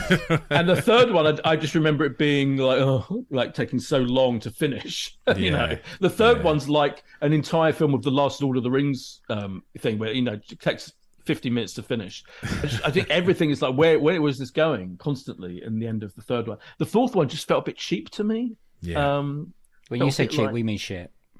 Yeah. We didn't like it here. I hated it. I really hated it. I gave it 0 stars when we rated it. Wow. I really, worse than really Jurassic World Dominion. Yeah, actually. Yeah, it was worse. Yeah. I didn't hate it that much. I quite liked the postmodern self-referential stuff at the beginning. I think I liked that. Where he's working for the gamers company that's making a Matrix game, isn't he? And all that stuff. Yeah. I think that if they had just stuck with that, in fact, for like 2 hours, I'd have been delighted. When it gets to the retread of hoary old hoary old Matrix tropes. Yeah, you're right. It's mediocre. It's very mediocre, isn't it? Yeah. I didn't hate it. Yeah, I think a few have come across, just to sort of quickly name drop a couple of things. Like, I don't like the original Top Gun film very much. I wasn't the right age for it when it came out, and when I did finally watch it, I was like, okay, sure, whatever. But the new Top Gun is so good, Top Gun Maverick, like one of the best films I've seen this year, and one of the best films I've seen for many years. I've seen it twice at the cinema. It's still on, so I might go and see it again. I really, really enjoy that film, and I think they did such a good job of taking the modern day Tom Cruise persona from the Mission Impossible films with all the real life death-defying stunts, and turned it into this really neat sort of video game of a narrative. But I really enjoyed it. So that was a surprise, because I went in thinking, oh god, another Top Gun. I'm really not fussed about this franchise. Why are we doing a legacy sequel to that particular movie? But the series that keeps surprising me, because it's mostly sequels now, is the Fast and Furious films, where I didn't really care for the original. I just sort of, it came and went when I was, 20 years ago when that first film came out, and they're stealing DVD players from the back of a truck. But now they're 9 films in, and there's a spin-off, and there's more on the way, and I'm so invested in that series. And I don't know when. I think with Fast 5, I got really into it. So that was the 5th installment. 5's when it kicked up again.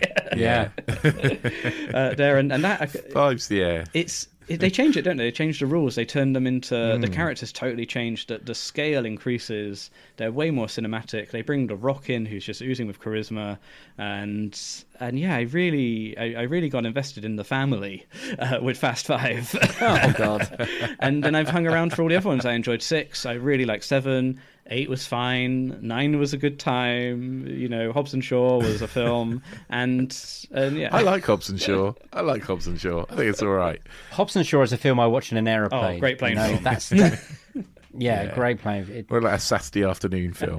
Like, yeah, it's like. So yeah, I think you don't have to concentrate too much. You could be like cooking and stuff, or doing something else. I think that's the joy of that whole series, though. Like I love 90s action movies, like the films of Tony Scott and all of those sort of great things that we got, Cliffhanger and stuff like that. And we don't really get action films like that now. They're basically superhero films, but Fast and Furious sort of operates outside of that. And I mean, they are almost superhero-like now in these films. They're so silly, but they are just like pure, honest-to-God action films. There's a villain in every one, and they do a thing. You know, the cars now sort of play second fiddle, I think, to all of the other stuff. But yeah, I do like those films, and it's a big soap opera of a series. So yeah, that's a weird rule of thumb, I guess, where I got invested with the 5th film in the franchise. I think that's true for a lot of people, because the fifth really pivoted the franchise around, didn't it? It really kind of changed it up.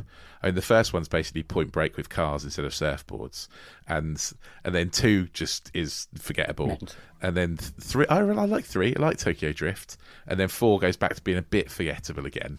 But yeah, you're right. 5 just goes like, fine, Mission Impossible has happened, let's make this a thing. I'd love to have been in that meeting.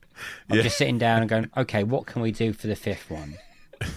And whoever said bank heist, like, I was like, okay, that's a good. Okay, we'll put that down on the board. What else can we do? I mean, like, it just kept. We're throwing more mental ideas. I'm like, okay, we'll do all of these. This everything sticks. It's a bit. They become a bit James Bond like as well, with like the globe trotting element. Like this one's going to be in Tokyo. This one's going to be in Rio. This one's going to be in London. You know, and like they do make a big thing about filming. The last one, there was a weird scene in Edinburgh. You know, not where I associate like a fast car movie to be set, but it's real. It's nice to see them actually shooting on location and taking the jamboree around different countries and different towns.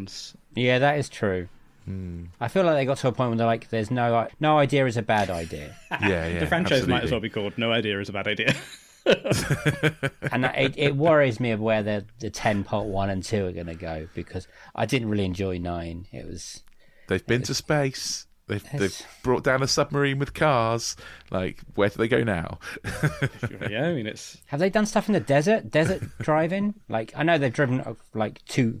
There's a shot in a 7 when they drive to Abu Dhabi or Dubai or wherever it is. Yeah. But you want the Mad Max Fury Road of Fast and Furious? Yes. I think they could do that. That'd be amazing.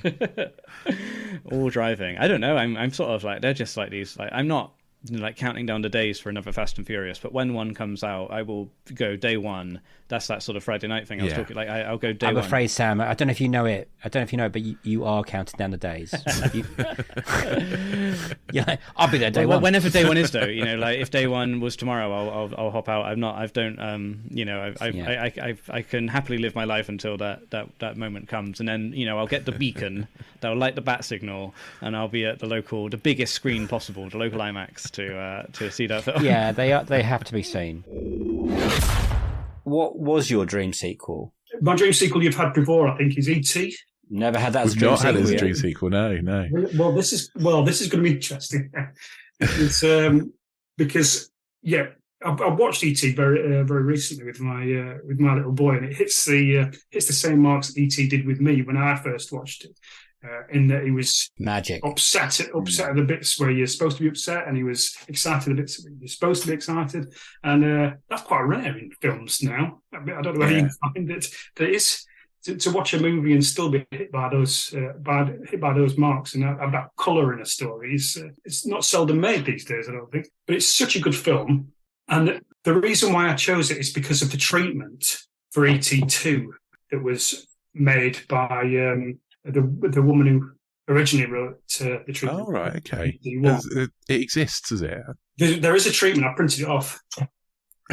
Oh, wow. So listen. I like how prepared you are, Matt, because you're also wearing a red hoodie today as well. That's like... I've got a bite of the basket. I'm sure there's a filter which would make me look like I've got a small alien in a basket in a bag in front of me.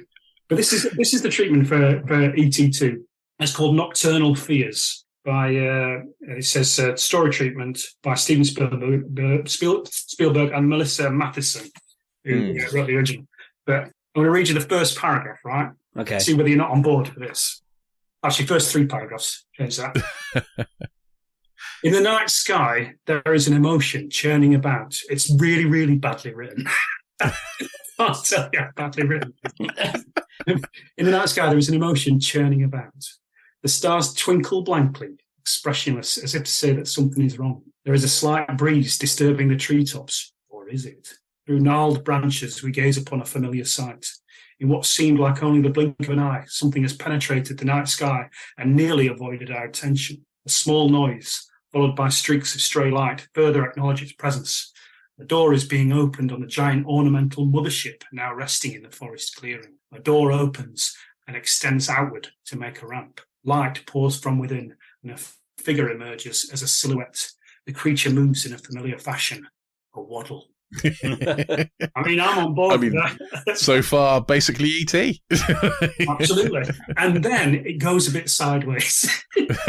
Okay. So how can E.T. go sideways? Well, such a lovely film.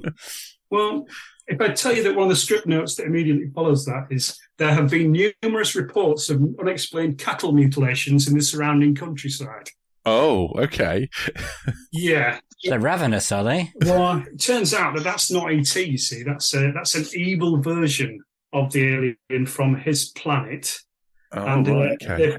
Apparently they're at war or something, and it's a white version, like an albino version of E.T. Once it comes out of silhouette, you realise that it's got really sharp teeth and it's evil. And they've come to try and find E.T., who apparently is called Zrek, according to the treatment. And they've come to basically kill him or something. Right?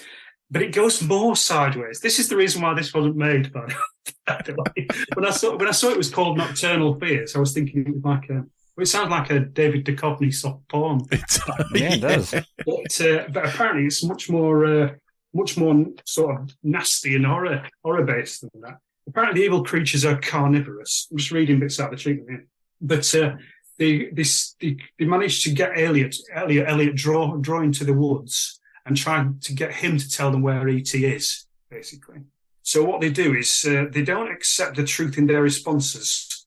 Whilst one child is interrogated, another is being examined.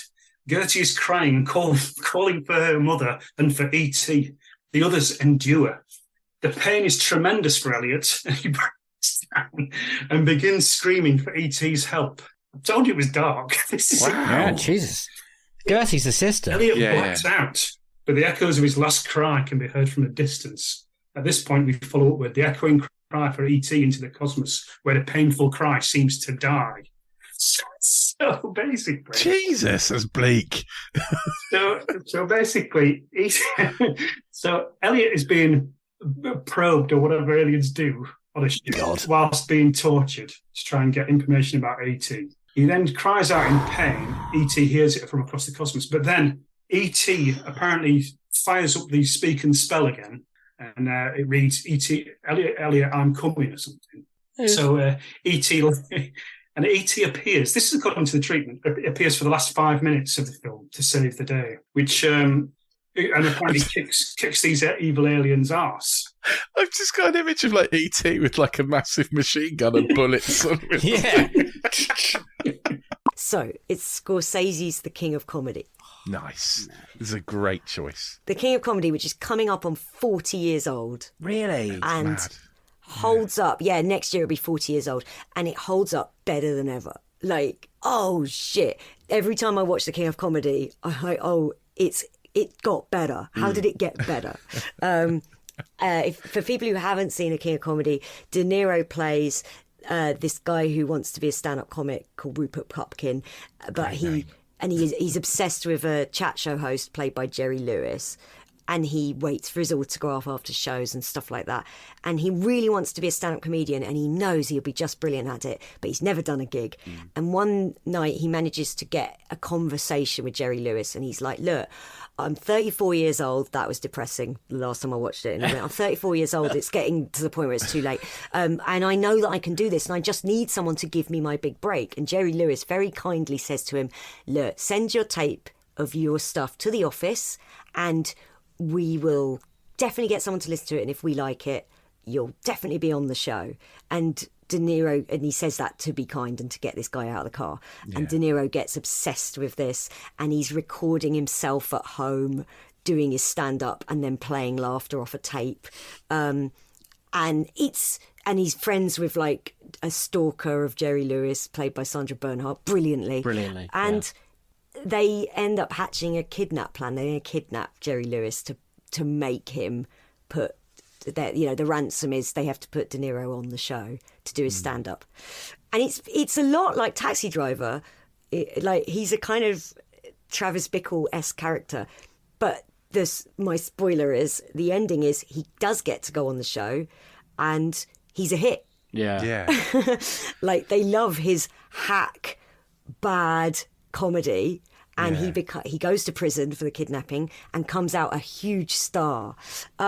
I want to see what this guy's doing 40 years on. This is my question. Like, the ending, is he a huge star, or is that in his head? Like, I have always taken this at face value. Really? I do believe the film is cynical enough that it goes, it happened. Yeah. 'Cause look at what's happened. Look at what happens now. Look at Kyle Rittenhouse. That guy's not even fucking funny. That guy is famous and a hero because he shot 2 people and they died. Shot 3 people and 2 of them died. Yeah. That is all he is famous for. He has no charisma. He's not even handsome. Like, at least De Niro's handsome. Like, this guy, Kyle Rittenhouse has fucking nothing, and he's got people like Tucker Carlson meeting him and giggling with delight. People now love it. They don't care if someone's talented or fun or anything, just so long as they own the libs. And that's what I think that's what we'd see. 40 years on, there's Rupert Pupkin, age 74 now. Yeah. And he'd be on right-wing shows going like, well, vaccines aren't real and QAnon. And I think that's what we'd be seeing. And he'd be like a hero, free speech comedian for the alt-right. Who are now just the right. They're not even called the alt-right anymore, are they? Because that is what the right is now. Rant. Peace. No, you're right. You're totally right. You're right. As in, you're correct, not right. Like... I'm according to the centre, I'm the crank left, because I think sharing is nice. Brilliant. Would you get Scorsese back? Would that be your pick for a director? Absolutely. My God, can you imagine? I can't imagine anyone else. Yeah. No, I can't think of anyone else doing it, and I think the Joker has shown us that. How do you feel about the Joker? I hate Joker. Yeah, I fucking hated Joker. Good. Oh, I'm so glad you guys hate it. And I was excited to see it because that first trailer set to Send in the Clowns, I was like, oh, fuck, man, this is going to be good. And I watched it. I went, oh, cool. So this is a film for people who think Taxi Driver is to be taken at face value. Yeah. I mean, it's basically like, Joker is basically someone who's seen Taxi Driver and King of Comedy and gone, oh, I could copy that. Oh, I could remove all nuance I could do that, make it so this guy is a good guy and not even an anti-hero. Yeah. I like the bit. My favourite bit in Joker, and this bit really pisses me off. You know, he's got his counsellor who he meets with, like, she's a mental health professional. We see her at the beginning and she's like almost rolling her eyes at him, and then later on they meet and she goes, I have to tell you something, Joker. His name's not Joker. I have to tell you something, Joker. They're shutting down this whole department. And then she goes, they don't care about people like us. And when I first watched the film, I went, hang on, you don't care about him. That was the whole point of your character 40 minutes ago. Oh, also, any woman watching that film has gone, the second you see him on a date with his neighbour, you'd go, well, this is all in his head. I just went, oh, it's a fantasy sequence and we're meant to believe it is. And then later when it's like big reveal, it was a fantasy. I'm like, oh, I see, we weren't meant to think that from the off. Which is pretty much stolen from King of Comedy, right? That whole... Right? Yeah. It makes me angry, Joker, because I think Phoenix is great in it, but I think the whole he's working his arse off. He is working, but the elements around it's like before I watched Joker, I watched Taxi Driver and King of Comedy. King of Comedy was the first time I watched it, and I thought, that's a brilliant film. Isn't it amazing? It's so underrated. Especially it's an underrated Scorsese film. Like when you're mentioning his films, you're like, Goodfellas and blah blah blah, and Raging Bull. No one mentions King of Comedy, and they should do, because also King of Comedy is under 2 hours long, and it absolutely flies through it. It does fly through it. Yeah, that's true. It's brilliantly balanced movie. And De Niro is so funny. It's magic. He's brilliant. He's so good, and he 100%. Because I'm a comic. I've been a comic for nearly 14 years, and he absolutely nails the desperate, deluded open micer. Yeah, how he knew what they were like in 2022 in 1983, even though he wasn't even a comic. I don't know how he knew, but somehow he's absolutely nailing it. And when he goes on at the end and he's doing this TV-friendly, semi-disturbing, really hack comedy, and it's nailing it, I was like, fucking, he would as well. Yeah. People would love this shit. Because you're fully expecting him to go to pieces when he goes on stage. Yeah. And then when he nails it, you're like, TV is disgusting. Was this one of the pile of VHSs that your teacher gave you again?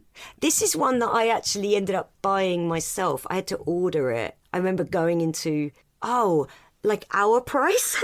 Let's take you back. I went to Our Price. I was like, hello, I would like to order The King of Comedy, please. And it was only available on VHS.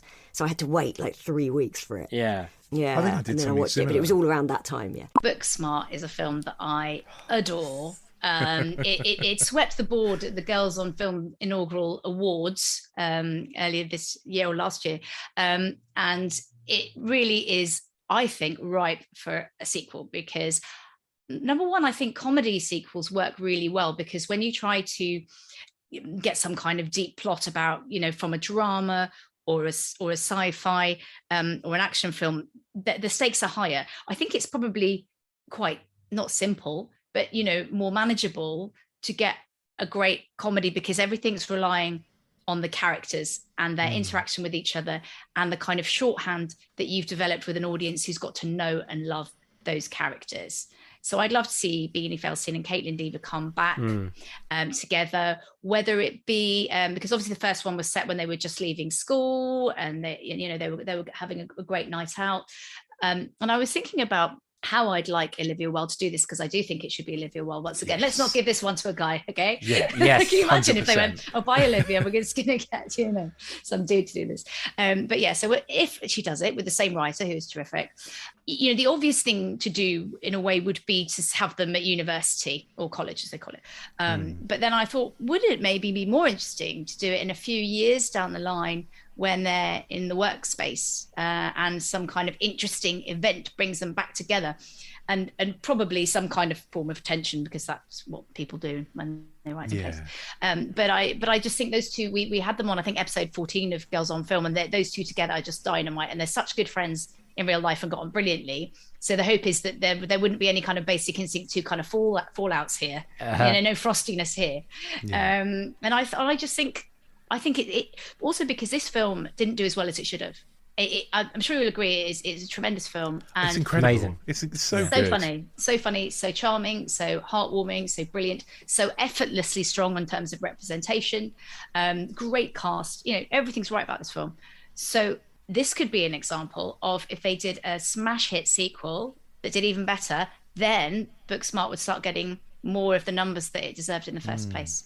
Absolutely, yeah. Rich never got to see this until I think Ashanti picked it in the last season, and he was like, "Thank you for that." I love it so much. I really, really love it. And as a middle-aged man, I shouldn't be loving films about teenage girls, really. I don't think, but it's so good. But that's the point. That's why it's so good, and I think that's for so often, we think that something depicting a certain demographic should only appeal to that demographic. That's not true.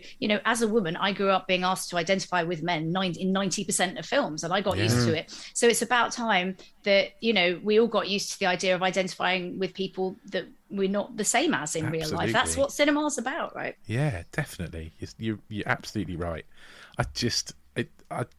I don't think there's a foot wrong with it. I don't think there's a step wrong in the whole film. It's so good, and I'm very excited to see. I know it's had a bit of a rough road, but I'm quite excited to see Olivia Wilde's next movie too.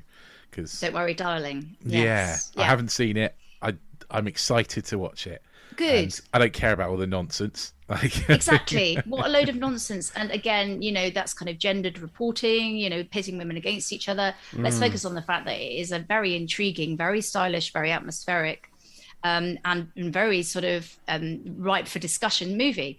With tremendous performances. There's a lot to like about that film, and I look forward to hearing your thoughts on it. I can't wait to see it. Honestly, I'm really excited about it. And also, you're right about how gendered the reporting is on it, because there are so many male directors who are absolute awful dicks, and they don't get any of this. Yeah. Like, you have to intensely Google how horrible people are. I couldn't believe it. I totally agree. And it's been reported like it's some kind of factual headline news, when it's just a bit scurrilous rumours about nothing very much, really. Absolutely. Speculative stuff. And what struck me is that a lot of reviews mentioned it. It wasn't just news reporting or gossip. A lot of reviews mentioned it. I thought, even the reviews of the latest Woody Allen often does not mention any kind of scandal. So how is this your entry point for a review of a feminist movie? Yeah, I agree with you, because David Russell just released another movie, and a lot of his stuff is getting swooped beneath the He's basically human garbage, right? It's like... That's we're spreading rumours now, Rich. Back to Booksmart. Yeah, but they're believable rumours. Come on. They're multiple stories. When you first saw it, and you were excited, Olivia Wilde's directing it, and it's got this amazing cast. Were you going in with really high hopes, or were you cool, level-headed? I think I didn't know much about it, and I had high hopes, and I'm happy to say, for once, this was in a cinema on the big screen. Yeah. I think there was some kind of big VIP experience, and I took one of my dear friends interestingly, I didn't know the story of the film, but it's one of my dear friends. She's gay, and she came out to me when she was 14. And I'm straight, and so we had this like kind of shared relationship which was not unlike what we saw on screen. So we were just sitting there, with our popcorn and our cocktails, going, "Wow, this is the best thing," because it's not only a great film, but we could see a bit of our lives reflected on it, And I just, it was a wonderful experience, and the audience were all laughing together. It was a true big screen gem. And then, of course, I've seen it many times on the small screen since then. Yeah. I'm really jealous that you saw it on the big screen. I regret that not knowing this existed until too late to watch it on the big screen. Well, I mean, hopefully there'll be a revival when the sequel is made, and then you can go and see it. That'd be good. Have you got a name for it? Booksmarter? Ooh. Booksmarten? Booksmartin? Is it a verb? I'm not sure. It sounds like it's now Booksmarter. Would you have them fall out beforehand? And then it does seem like the obvious, but is that only because that's the sort of thing we see a lot of, and it's a bit of a trope? So I'm not sure about that. You're definitely some kind of, or maybe the hilarious coincidence sort of thing. Yeah, because there is, when you're friends in high school, you're not always friends when you're older. That's right. And you do drift away, which would be another thing to show on film. I think that could be interesting. Reunited in some kind of back home event, something's, again, these are all tropes, but they can be done well. They go back home for a funeral or whatever, and then one of the another friend's getting married. Yeah, exactly. A wedding. Let's say make it a bit more cheerful. Let's say it's a wedding. And I really hope they would bring back pretty much all those supporting characters because they're all fantastic. I was just thinking So they've got to fun. bring back Billy Lord's character because she's brilliant. She's so great in this. So great in this. Oh, she could have her own spin-off. I would watch that in a heartbeat. Oh yeah, definitely. Yeah. Absolutely. I like Jared. He's my favourite character. He had a nice arc. They all did as well. You know, I love the way that this film didn't kind of fall down on stereotypes or get obsessed with, you know, single kind of character tropes. It was all very much like everyone was not quite as you initially imagined them to be. And everyone has their moment as well, which is really nice. It's really good film because it's not just a straightforward film. There's lots of exciting filmmaking in there, like the animation bit or the puppets bit, and it's also it's so relatable. It's not stuff that you think would be like, what's the word I'm trying to think, unbelievable. This is all stuff that actually probably happens and you can relate to it. I think it's incredible. Yeah, it's authentic, it's funny, it's clever, it's heartwarming, it's progressive. I love it.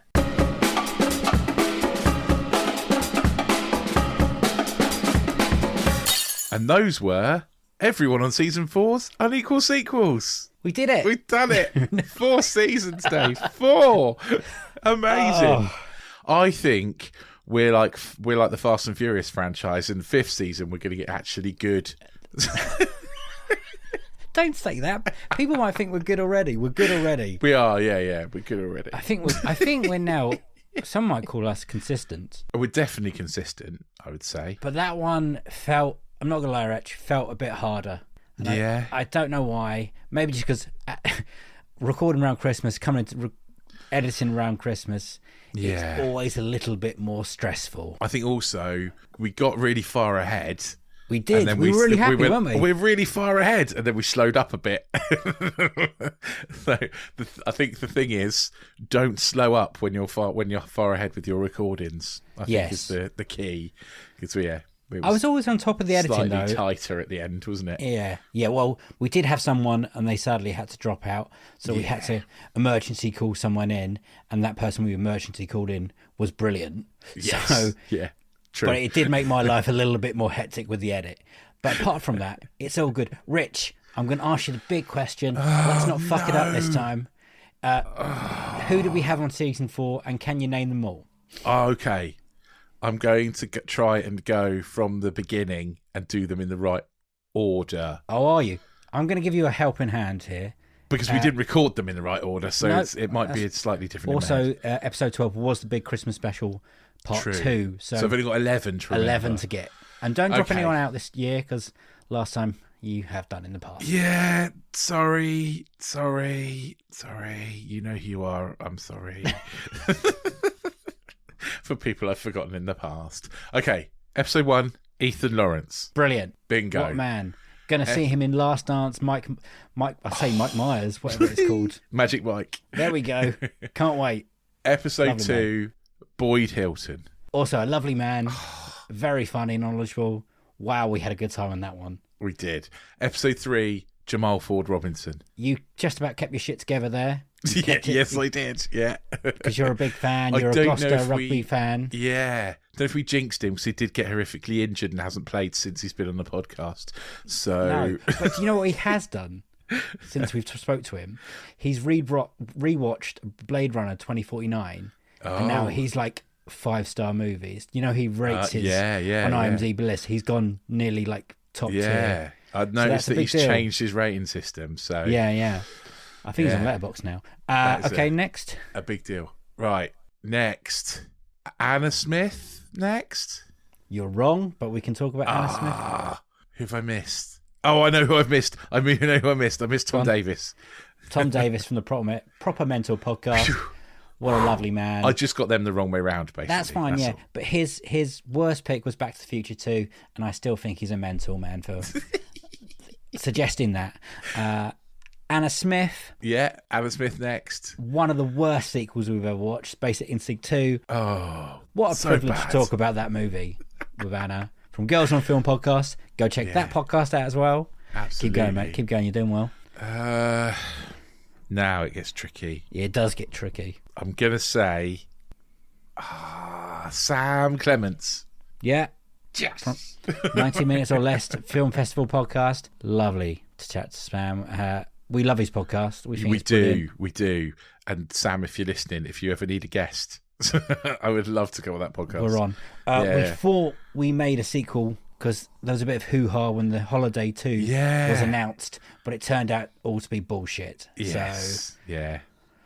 Don't believe anything you read in The Sun or the Daily Mail. Yeah, they're all shit. Essentially. Next up. Rosie Holt. Know that one. The brilliant Rosie Holt. Probably comedian. My favourite episode ever, maybe. I don't know if I should have favourites. I have a favourite kid, but that might have been my favourite episode. We laughed a lot. So much. The Howling 2, My Sister's a Bitch Werewolf, or whatever it's called now, is awful. Sadly, we didn't have a huge amount of time with Rosie, but what we did have. Just thinking about it makes me laugh. It's so bad. It's so bad. It is so bad. It's possibly in the running for the worst sequel we've ever watched, Rich. Yeah, I think you're right. You're right. It's definitely up there. Definitely up there. It's definitely who's up next? There. Well, I would be remiss if I forgot this person because I've been on his podcast and so have you. Yes. Petros from Caged In, right? Next. Yep. Colon. The Coppola Connections. Yeah. Finally, someone picked Godfather Part 2. Yeah. Been waiting so long for it. God, it finally happened. Thank you, Petros. And he had to pick it, to be honest. I think if he came on and picked something else. And then also we got to talk about Nicolas Cage. So we did the whole bloody lot. We did. Next up, I remember because it's a reasonably controversial picks, I think. Chris Scull. Yeah. Our friend from Another Slice. And Quickly Kevin. Kevin. Yeah. I liked his picks. RoboCop 2 is definitely not a best sequel though. But, well, it is his best sequel. That's the thing. Like, yeah, you keep saying this. This is the thing. This is the whole point in the podcast is that people come on and tell us their best sequel. Doesn't matter what we think. Doesn't matter what anyone else thinks. It's their best sequel. But yeah, it was great fun talking to Chris, and we watched Me, Myself, and Irene. And my favourite part is when he forgot about who the woman was called, Irene, after saying the name of the title about a million times. I think my favourite part is the amount of consternation on Twitter that saying Dumb and Dumber 2 was better than Dumb and Dumber has caused.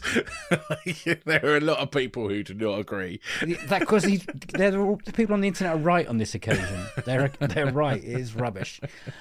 Okay, next up. Next up, an absolute hero, Matt Coyne, Man vs. Baby. Literally saved my life when my son was little. It's so nice to have someone out there who was going through the same old bollocks that I was going through. Yeah, and super knowledgeable about films, Rich. Amazing. Brought us E.T. 2. I know, the actual script. Which, if you haven't read it, ladies and gentlemen, you have to go online and find the synopsis for E.T. 2 that Steven Spielberg wrote to pretty much put off the studio from making an E.T. 2. It is batshit crazy. I mean, it is off the rocket. It's incredibly weird and violent, weirdly. Yeah. It's creepy. Sounds really creepy. Who's next? Last Sooz Kempner next. The hero of the hour. Amazing, yeah. Again, super knowledgeable about movies. So good. It was such a good episode. And we got to watch good films. I genuinely think some of my best episodes have been in this series. I know you say it's felt like it's been a slog. Well, that's because editing, mate. That's not. I think it's editing recording more than the recording. But yeah. Some of my favourite episodes have been in this series. Oh, mate, they've been so funny. We've been blessed with comedians and people who really know about films and really passionate about films. And to round it off with Sooz is perfect. You know, she knows so much. She's so funny. King of comedy. Brilliant. Oh, I love watching some Scorsese as well. What a way to finish the series. Yeah, it was so good. And then obviously episode 12, we annoyed all those special people about apart from Ethan Lawrence. Apart from Ethan, sorry, Ethan, about Christmas sequels. I think it's because they did brilliantly. We recorded Ethan so far in advance. It was like July when we'd barely finished season 3, I think, and we recorded with Ethan. No, I think you're right. And so it didn't feel right asking about Christmas sequels in July. And all those lovely people, apart from Ethan as well, also answered questions about Another Slice stuff. So they've all got sequels on Another Slice. Yeah. So get yourself over to anotherslice.com/unequal sequel and you'll be able to check out some more stuff. And there's loads more stuff. And do you know what? What? It's $2.99 a month. But if you can't afford $2.99 a month, just get yourself on Twitter. We're at Unequal Sequel, and then we've got a competition running. All you've got to do is retweet our tweet and leave a little comment. Say what your favourite episode's been. Say what your favourite episode and is. you can win a whole year of our Another Slice subscription. So, don't say we don't keep doing anything for you, Yeah. I've got really nothing else to say apart from thank you to everyone that came on to the last 12 episodes. I can't believe with people we can still talk into being onto our podcast. It's insane sometimes when Boyd said yes, I was like, oh my God, I've got to talk to Boyd Hilton now about movies. That's great. Yeah, it's so good when we get someone when we got Rosie and when we got Sooz and when we got Matt, and I was like I just couldn't believe these people are saying yes to being on our silly little podcast. It's great. So shall we go again? Number 5? Yeah, I think we probably should, shouldn't we? Really? Yeah, I think we should. We've got a 5th season in us. Like I say, might be our Fast and Furious 5. This might be the one that kicks us off into the stratosphere. Maybe we get The Rock on. We'll get The Rock and Jason Statham in, and they can kick us up a gear. If I told The Rock he can come on and just sell stuff, I think he'd be well up for it. He's a salesman. Come on, let's talk about your tequila or your energy drink. Or Ryan Reynolds. He seems to sell stuff as well. But Ryan Reynolds does it in a very knowing way, though, doesn't he? Yes, I like the way he does it. Thank you for everyone that listens. You are the heartbeat of this podcast, so thank you. Yeah, you're all great. We'll be back for 5, probably in a few months. 3 months normally. Yeah, about that. Yeah, gives a little chance to have a break. We'll have a few weeks off, and then me and Rich will meet in a pub, and we'll go have a again. very serious meeting where we do a list of all the people we want on the podcast, and we slowly scratch people out as we realise that our lists are probably impossible. Yeah, but that's how we work, and it's worked so far. We'll keep putting Spielberg on that list. Yeah, you never know. You never know. You never know. So yeah, thank you. I've got nothing else to say, Rich. You got anything else to say? No, just if you like what you've heard, obviously this was a best of, so go back and listen to all the other series. Go back and listen to this one. We say these are the best bits, but it's some best bits, not all the best bits. Yeah, it's not the best ofs. Because it'd be like 14 hours long. Yeah. So go back and listen to the rest, and click that little subscribe button. And if you fancy, write us a review and give us 5 stars. That'd be really nice. Thanks. Cheers. Lovely. I'm just going to, go out slowly and with a passionate thank you again. We will be back. In the meantime, check out Another Slice. Check out our Friday extra episodes. They will still be coming. Oh, yeah. And we'll have a bit of a break and then we'll be back. So see you soon. It's a bye from me. See what I did? That's my one. Yeah. And it's a bye from you. I don't know what to do now. Just do it. Bye! See you in season 5. We can't wait. Bye. I can't believe you stole my bye. I planned it as well. I thought, this is the time to do it. It's a good time. It's a good time. Yeah, you're right.